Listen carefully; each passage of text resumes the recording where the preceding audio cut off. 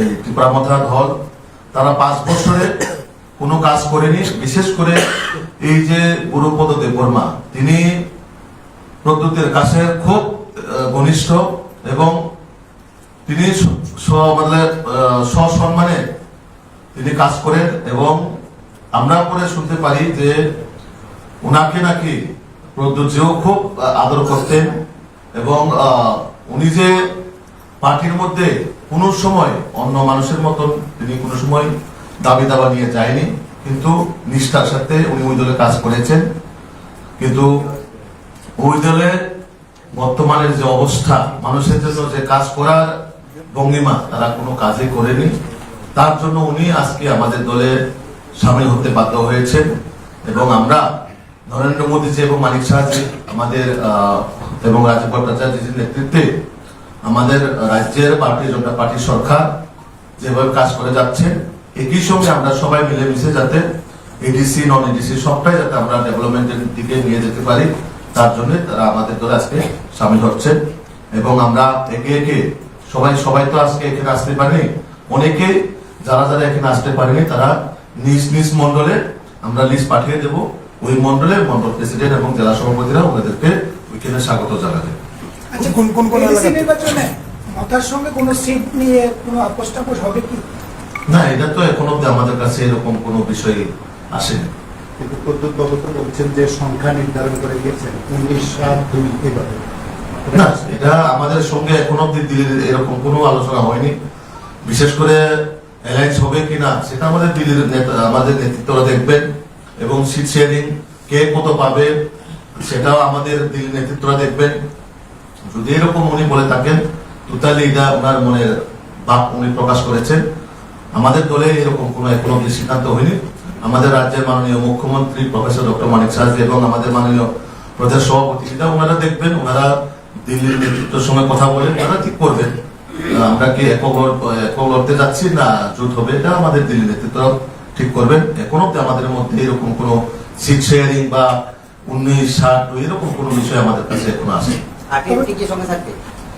না। এটা সময় যখন হবে তখন দেখা যাবে কারা থাকবে। একক লড়াইয়ের প্রস্তুত কি বিজেপি? আমরা যে বারবার বলছি যে 28টার মধ্যে 28টা আমরা লড়বো, এবং আমরা যাতে 28টা আমরা যাতে পাই সেই লক্ষ্যমাত্রা নিয়ে কিন্তু আমরা মাঠের মধ্যে এখন অব্দি কাজ করে যাচ্ছি। এবং মানুষ সময়ের অপেক্ষা, সাধারণ আপামর জনগণ যারা বিশেষ করে এডিসির মধ্যে জাতি জনজাতি সকল অংশের মানুষ এবার বিজেপিকে একবার সুযোগ দিতে চায়। যারা যোগদান করে কোন এলাকাতে? ম্যাক্সিমাম আছে যেমন মান্ডাই এবং হেজামারা, তাছাড়া আছে কিছু বরমুড়া এলাকার থেকে, এটা কিছু টাকালদরা অংশ করে, কিছুটা তেলিয়ামুড়া অংশ, এরকম মিলে প্রায় 275 ভোটার আজকে আমাদের দলে সামিল হচ্ছে। মথার কালকে একটা বাইক রিলে ছিল, সেখান থেকে তারা বলেছেন যে বিজেপিকে এবার ওডিসি থেকে মুছে ছাপ করে দেবে। দেখুন, ওনারা অলরেডি দেখে ফেলেছে যে পায়ের তলার মাটি যে ওনাদের নেই, তার জন্য দিনে যা স্বপ্ন দেখলে যা হয় তাই মুখে আবল তাবল যাই বলছে, তো সেটা আমরা কর্ণপাত মনে করি না। তো এটা তাদের ভয়ের কারণে এইসব কথা তারা বলছে। তার সঙ্গে জনসমর্থন তাদের পক্ষে নেই, সাধারণ মানুষ মুখ ফিরিয়ে নিচ্ছে তাদের কাছ থেকে। তো সেটার ভয়ে তারা কখনো বলে বিজেপিকে ধুয়ে মুছে ফেলবে। তো কারা ধুয়ে মুছে ফেলবে এটা সরকার এই সময় দেখবেন, জনসাধারণ এটার উত্তর দিবেন, জনসাধারণ সেটার সময়ের মতন তাদেরকে উত্তর দেওয়া হবে। আপনারা কি তাহলে 28 লড়াই করবেন? অবশ্যই আমরা 28টার মধ্যে 28টা যাতে আমরা কন্টেস্ট করবো এবং সবটাতে আমরা যাতে জয় লাভ করতে পারি সেই লক্ষ্যমাত্রা নিয়ে আমরা এগিয়ে যাচ্ছি। গুরুপদ দেববর্মা, উনি ত্রিপুরামথার সেন্ট্রাল অবজারভার এবং প্রাক্তন টিএসপির সাধারণ সম্পাদক। এবং আমি এখন গুরুপদ দেববর্মা মহোদয়কে সবাই এই 5 জনকে একে একে আসার জন্য আমি অনুরোধ করছি। সবাই একবার একটু বিশ্বাস না ভাই বন্ধ সুগন্ধা লাইভ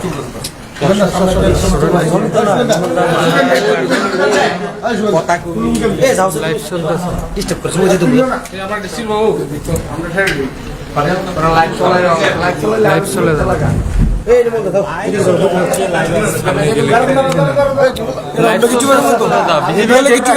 চলো এই কিশোর ওটা উপরে ভাঙি দিয়ে ধরে রাখ আরে উপরে উড়াই নাও এই লোগোটা ছাড়া দাও, লোগোটা ছাড়া দাও।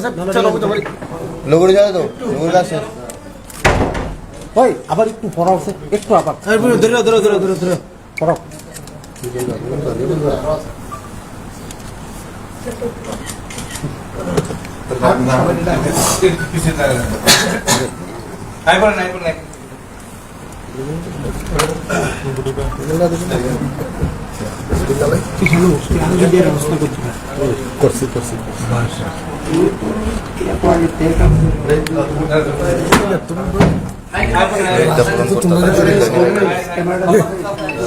তোমরাই করে গেছো।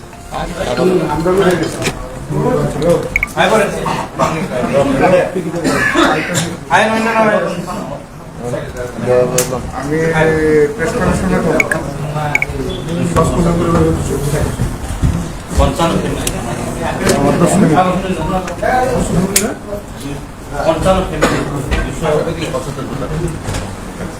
বিপিন এদিকে বেরিয়া এদিকে বেরিয়া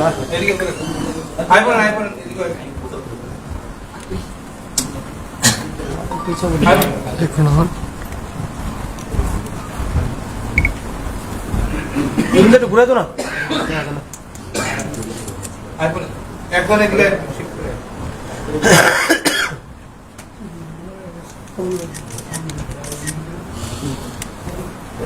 আইফোনের এদিকে একদম এদিকে এদিকে পতাকাটা দিবি এদিকে তো আরেকটা দিবি নিচের দিকে হ্যাঁ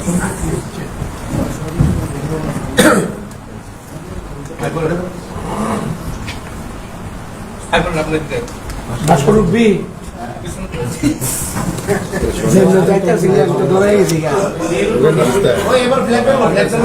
আর কেউ আছেন নাই ওই দিদিটা নবাগত তোরা একটু সামনে দেন নেতৃত্ব সামনে দেন। এটা আছে যারা ভাস্কর শহর তোর দেহ থাকলে তো আমি- তারা একটু আগে দেখুন না, আগে না। যারা জয়েন করছে তারা সামনের দিকে দাও না এই তোর এই রান্না মাছ না আমরা যন্ত্রণা এই ইয়ে নেতাকু নেতাকু এই সুনীত ভাই পতাকাটার দিকে ভালো সামনের দিকে ভালো যে বন্ধু ফলাই তো সবাই চাপেন আমি কই থেকে বসছো আরো বিচারে পাওয়া যেত না অনুসরঞ্জন অধীনারোপী ভাই আরো চাপেন বুঝছো না এইদিকে একটু আমরা বিচার বিভিন্ন তো থাকো স্লোগান দেন সবাই একটু ক্যামেরা এদিকে স্লোগান দেন भारत माता के भारत माता के भारत माता के बीजेपी बीजेपी जिंदाबाद बीजेपी जिंदाबाद बीजेपी जिंदाबाद वंदे मातरम वंदे मातरम वंदे मातरम আবার বড় বিভিন্ন একটু भारत माता की भारत माता की भारत माता की बीजेपी जिंदाबाद बीजेपी जिंदाबाद बीजेपी जिंदाबाद बीजेपी जिंदाबाद नरेंद्र मोदी जिंदाबाद नरेंद्र मोदी जिंदाबाद नितिन नवीन जिंदाबाद नितिन नवीन जिंदाबाद प्रोफेसर डॉक्टर मानिक साहा जिंदाबाद प्रोफेसर डॉक्टर मानिक साहा जिंदाबाद राजीव भट्टाचार्य जिंदाबाद राजीव भट्टाचार्य जिंदाबाद সভাপতিদের জানাই স্বাগতম স্বাগতম স্বাগতম সভাপতিদের জানাই স্বাগতম স্বাগতম স্বাগতম Diploma yakin fayal sul khabay kubay lam sogo রামসাগো রামসাগো Diploma yakin fayal sul khabay kubay lam sogo রামসাগো রামসাগো Diploma yakin fayal sul khabay kubay lam sogo রামসাগো রামসাগো Diploma yakin fayal sul khabay kubay lam sogo রামসাগো রামসাগো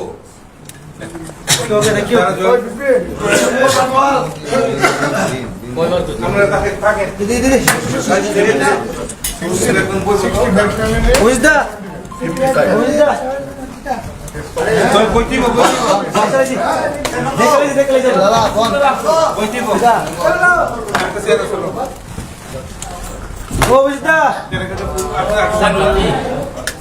Yang pension share bole এই রে দাদা কোন Yang share to share light চলতেছে এটা একটু চলে যারা join করছে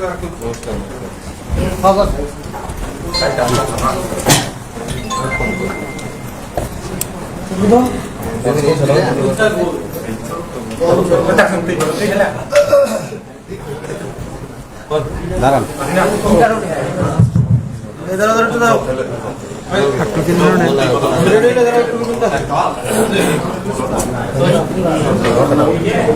নামিয়ে নামিয়ে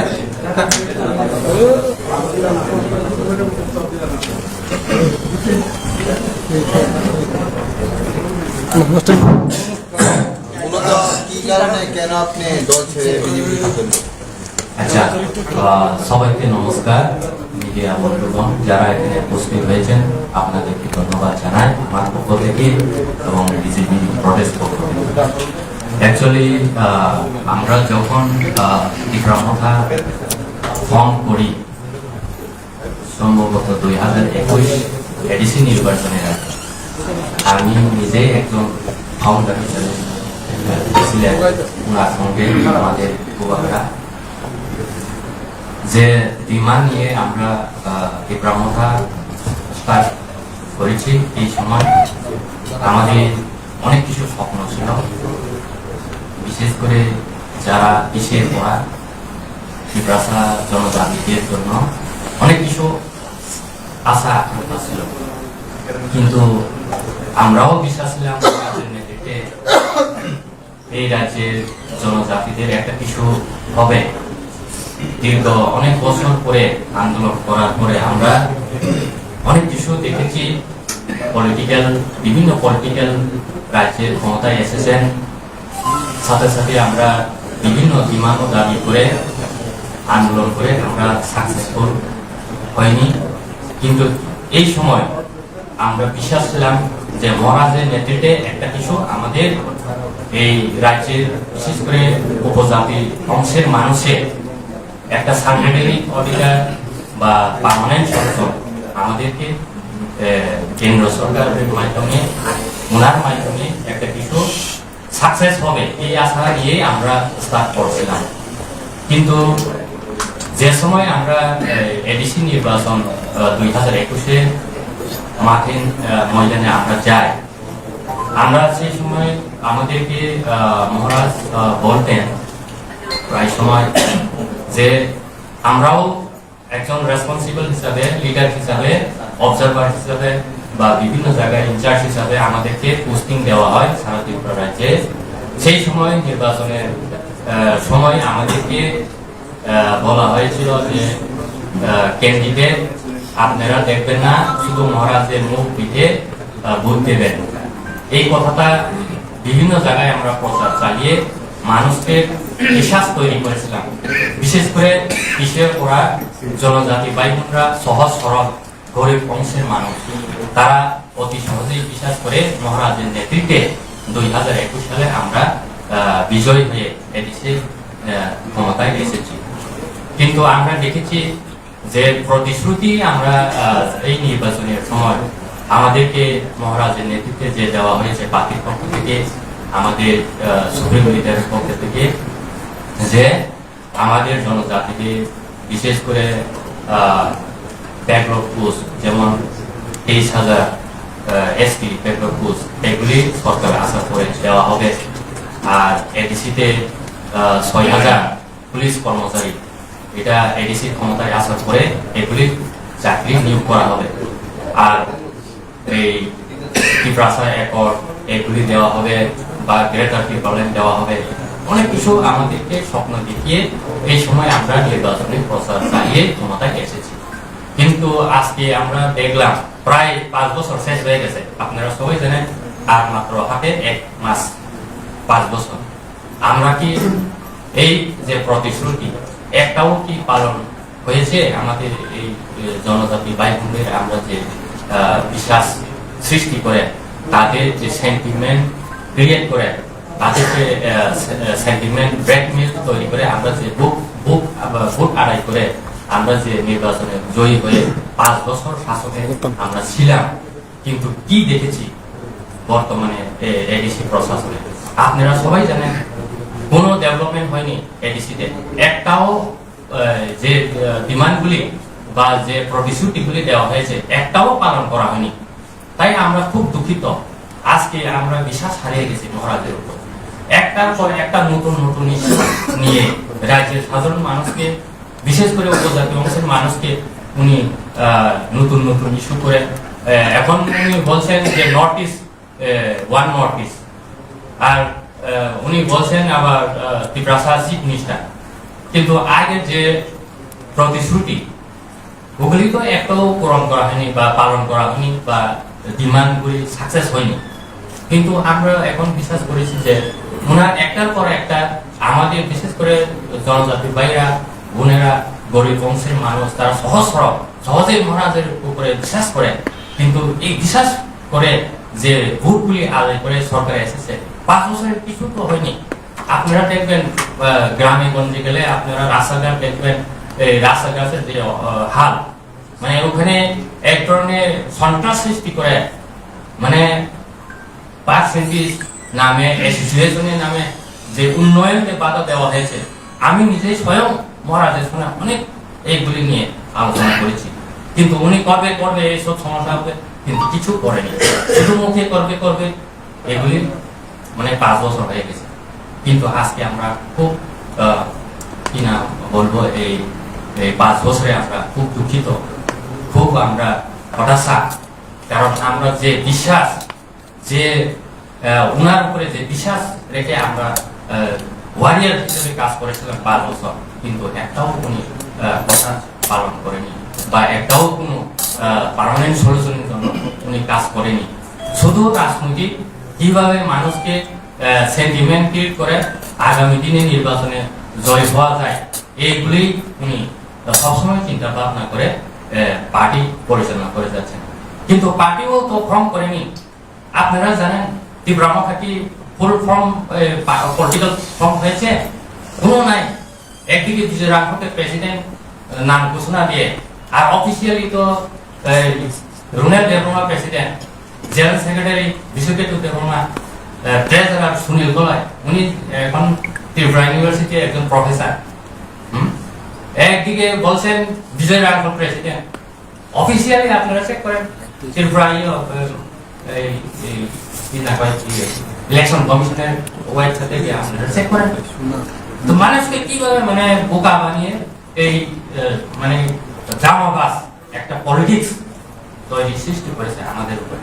কিন্তু আমরা এখন বিশ্বাস করেছি যে রাজ্যের এখন বর্তমান ইউথ আইকন হিসেবে ডক্টর বিপিন দেববর্মা মহাশয়, আর আমাদের প্রদেশ সভাপতি, আমাদের সাংসদ, রাজ্যসভা সাংসদ, আমাদের প্রদেশ প্রেসিডেন্ট রাজীব ভট্টাচার্য মহাশয়, আর আমাদের বর্তমান লোকপ্রিয় যে মুখ্যমন্ত্রী ডক্টর প্রফেসর মানিক সাহাজি, ওনার ব্যক্তিগত হিসেবে খুব সৎ লোক আমি বিশ্বাস করি।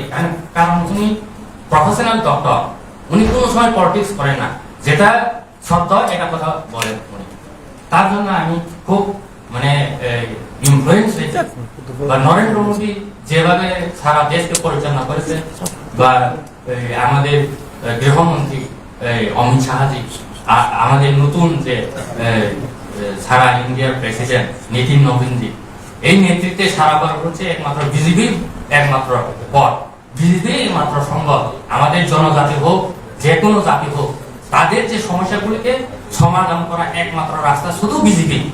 কারণ সারা ইন্ডিয়াতে আপনারা দেখবেন কোন পলিটিক্যাল পার্টি এরকম স্ট্রং মানে ডিটারমাইন্ড লিডারশিপ, নরেন্দ্র মোদীর নেতৃত্বে যে ডিটারমাইন্ড লিডারশিপ আমাদের দেশে যে সৃষ্টি করেছেন, আমরা লক্ষ্য করেছি। আগে নর্থ ইস্ট ইন্ডিয়াতে প্রাইম মিনিস্টার 5 বছরে একবার আসেনি, ভিজিট করতে আসেনি। আমরা লক্ষ্য করেছি। আমি যে সময় স্টুডেন্ট লিডার ছিলাম, ত্রিপুরা স্টুডেন্ট ফেডারেশন প্রেসিডেন্ট ছিলাম, আমি অনেক বছর আন্দোলন করেছি। সেই সময় ইউপিএ গভর্নমেন্ট ছিল, ইউপিএ গভর্নমেন্ট 1-2 ছিল, কিন্তু প্রাইম মিনিস্টার যেভাবে নর্থ ইস্ট কি প্রাইম মিনিস্টার সারা মানে ক্যাবিনেট মন্ত্রী দিল্লি মানে নর্থ ইস্টের মানুষের সঙ্গে যেভাবে যোগাযোগ, তাদের যে দুঃখ দুর্দশা তারা ব্যক্তিগত হিসেবে এখানে উপস্থিত হয়ে তারা যাচাই করেন।